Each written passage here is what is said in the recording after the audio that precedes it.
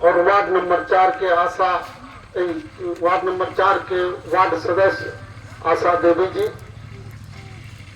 जीविका के सभी जीविका दीदीगण,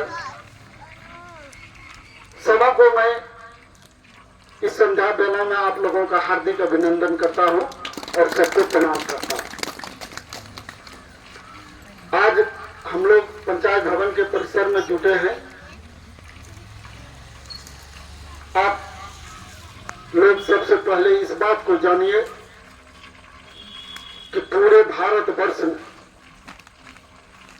स्वच्छता पखवाड़ा मनाया जा रहा है। 15 सितंबर से लगातार 2 अक्टूबर तक स्वच्छता पखवाड़ा का दिवस सरकार के द्वारा निर्देशित है।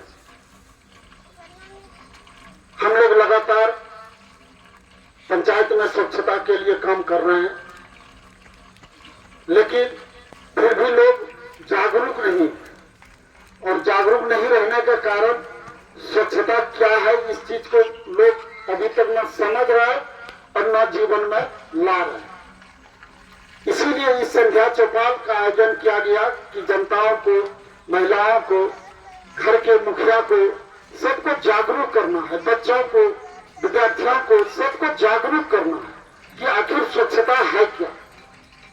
स्वच्छता का पहले समझिए कि महत्व क्या, सर स्वच्छता क्या है इसके बारे में समझिए, इसीलिए आप लोगों को बुलाया।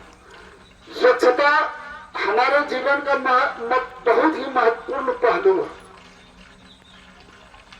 हमारे जीवन में स्वच्छता सिर्फ एक शब्द नहीं है और नहीं होना चाहिए, बल्कि स्वच्छता एक आदत हम लोग अपनी डालें। जिस तरह पहले से जैसे मन तैसे रहते थे, घर के बाहर नाली, सड़क, यूं ही ऐसे कुछ उठाए गंदगी फेंक दी, ये सब अब नहीं करना। जीवन में स्वच्छता की एक अच्छी आदत अपने हृदय में के साथ साथ अपने समाज में भी स्वच्छ रखने में मदद करती। स्वच्छता सभी लोगों को अपनी दिनचर्या में अवश्य ही ग्रहण करना चाहिए। आइए, आप लोगों के बीच में भी पढ़ा पंचायत के मुखिया जी भी उपस्थित हो गए हैं। आइए, प्रवीण जी मुखिया जी का बहुत बहुत स्वागत, अभिनंदन। आइए देखिए, स्वच्छता सभी लोगों को अपनी दिनचर्या में अवश्य ही शामिल करना चाहिए। स्वच्छता का महत्व अभी कोरोना काल में रोगियों की बढ़ती जनसंख्या को अस्पतालों में साफ सफाई को ध्यान देने की आवश्यकता को यह दर्शा दिया कि स्वच्छता कितना महत्वपूर्ण है। स्वच्छता से तात्पर्य स्वस्थ होने की अवस्था से भी है। स्वच्छता अपने जीवन में स्वस्थ होने से भी है।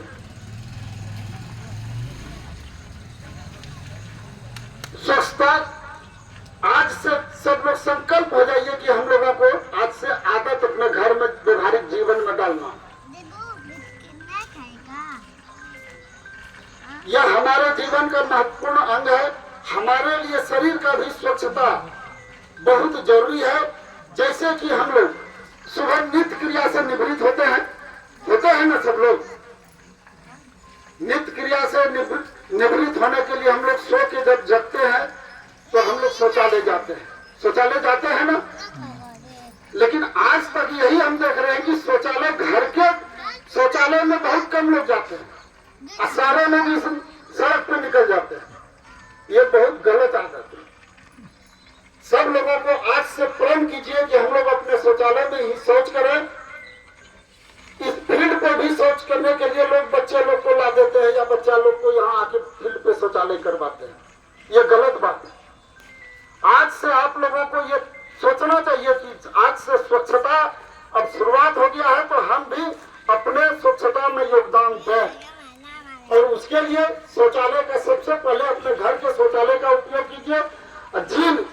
जिनके घर में शौचालय नहीं है, शौचालय का प्रबंध कराइए और शौचालय का प्रबंध कराने के लिए आप लोग जानते हैं कि सबसे पहले शौचालय बनवाइए और 12,000 रुपया अनुदान के रूप में तुरंत उसको दिलवाइए।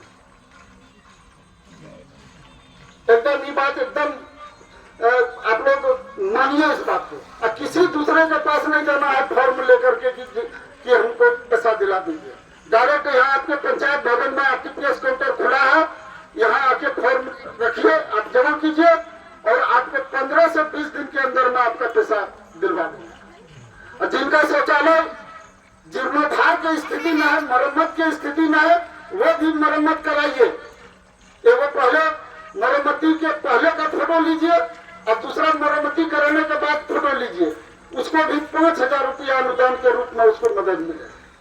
आज से आप लोग प्रण कर लीजिए, संकल्प कर लीजिए कि हम लोग शौचालय का उपयोग रोड पे, सड़क पे, खेत पे नहीं करना है, अपने शौचालय का ही उपयोग करना। स्वच्छता का ये बहुत बड़ा अंग है। स्वच्छता के बाद हम लोग जिस तरह अपने शरीर में स्वच्छ रखने के लिए मुंह में दतमन करते हैं, दांत को, मुंह को साफ करने के लिए ब्रश मारते हैं, ये जरूरी है कि नहीं? बोलिए ना आप लोग, बोलिए ना, सुनिए ना, बोलिए। मुंह धोते हैं कि नहीं? हाँ। ये धोना जरूरी है। हाँ। मुंह धोने के बाद स्नान करते हैं कि नहीं? साबुन लगा के करते हैं। क्यों? कि शरीर साफ रहे। फिर साफ साफ कपड़ा पहनते हैं। क्यों? इसलिए कि शरीर स्वस्थ रहे। ये जितना जरूरी जीवन में है उतना ही जरूरी स्वस्थ जीवन में स्वच्छता का भी उतने उपयोग है। अपने घर की साफ सफाई कीजिए, अपने घर के आसपास की साफ सफाई कीजिए और आदत इतनी डाल लीजिए कि अगर घर से निकल के आप स्कूल जाएं, बाहर जाएं, खेत जाएं, खलिहान जाएं, कहीं भी जाइए, हाट जाइए, बाजार जाइए, अगर रास्ते में कुछ भी मिल जाए, पॉलिथीन मिल जाए या कोई चीज मिल जाए, उसको तुरंत उठा के बगल कर दीजिए। ये आदत बने या डस्टबिन में रख दीजिए। अभी आप लोगों को डस्टबिन भी मिलेगा। अभी डस्टबिन आया नहीं है, लेकिन आएगा। प्रत्येक घर में 2 डस्टबिन मिलेगा। और घर का सारा पूरा कचरा 2 तरह का होता है, एक गीला कचरा होगा और एक सूखा कचरा होगा। गीला कचरा हुआ जैसे बासी भात, बासी रोटी, बासी दाल बच जाता है, गंध करने लगता है, तो उसको किसी को नहीं खिला के नाली में डाल देता है। उसको नाली में अब नहीं डालना। साग सब्जी का छिलका हुआ, ये सब चीज क्या करते हैं कि उठाए डंडोरा ढरी फेंकते हैं। अब ये सब चीज नहीं फेंकना। अब हरा रंग का जो डब्बा मिलेगा उसमें गीला कचरा को रख देना है घरे में, और बहारन सुहान करके जो भी गर्दा फर्दा या जो भी गंदगी हुआ उसको ब्लू रंग के डिब्बा में डाल देना। और रोज सुबह पैदल रिक्शा वाला आएगा, सीटी मारेगा, उसको आप डब्बा दे दीजिए, वो आपका कचरा उठा करके, और आपके पंचायत में बगल में ही दोनों गांव में कचरा प्रबंधन का जगह बन रहा है, वहां पे सारा कचरा जमा होगा। और सारा कचरा जमा होने के बाद जो है उसका कचरा को बिछने का काम होगा, प्रबंधन का छांटने का काम होगा कि कचरा में कहीं शीशा है, बोतल है या लोहा है, लक्कड़ है, क्या है, जो जो भी सामान उसमें रहेगा उस सब को बीच बीच के बगल करेगा और अलग अलग टैंक में उसको रखेगा। और अलग टैंक में रखे उसका भी प्रबंधन है। ठोस एवं तरल अपशिष्ट का भी निपटान है।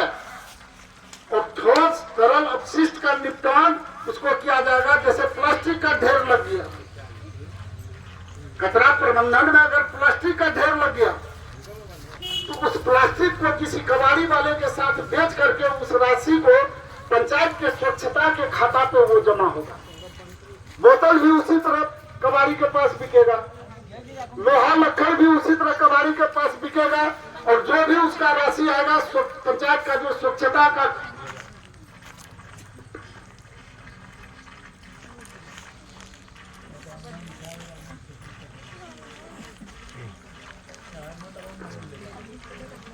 उसका भी राशि स्वच्छता के खाता पे जमा होगा। अब गीला कचरा जो बच गया, तो गीला कचरा बिक्री अभी नहीं होगा। गीला कचरा का जैविक खाद बने, जिसको हम लोग वर्मी कंपोस्ट भी कहते हैं, और उस जैविक खाद को बना करके गांव के ही किसान को यानी पंचायत के ही किसान को वो खाद बिक्री किया जाएगा। आप लोग किसान लोग जो रासायनिक खाद का उपयोग करते हैं उससे ज्यादा बेहतर है जैविक खाद। और जैविक खाद की जब खेती कीजिएगा आप स्वस्थ रहिए, उसमें रासायनिक केमिकल नहीं मिला हुआ है, और जितना भी रासायनिक खाद लेते हैं सब में केमिकल मिला हुआ है। केमिकल बड़ा अनाज खाने से शरीर में तरह तरह की बीमारी होती है। गांव का नाली, गांव का सड़क, घर, ये सब अगर साफ सुथरा रहेगा तो मच्छर का पैदा कम होगा क्या, नहीं के बराबर होगा। और अगर गंदगी साफ रखिएगा, गंदगी में जीविएगा तो तरह तरह का जानलेवा मच्छर उत्पन्न होगा, जानलेवा तरह तरह का बीमारी फैलेगा। पहले आपके घर में आपके बच्चों को बीमारी फैलेगा और वो जानलेवा बीमारी। इसलिए बीमारी नहीं फैले, मच्छर पैदा नहीं हो, इसलिए घर को साफ सुथरा रखना बहुत आवश्यक है। तीसरी बात, सबसे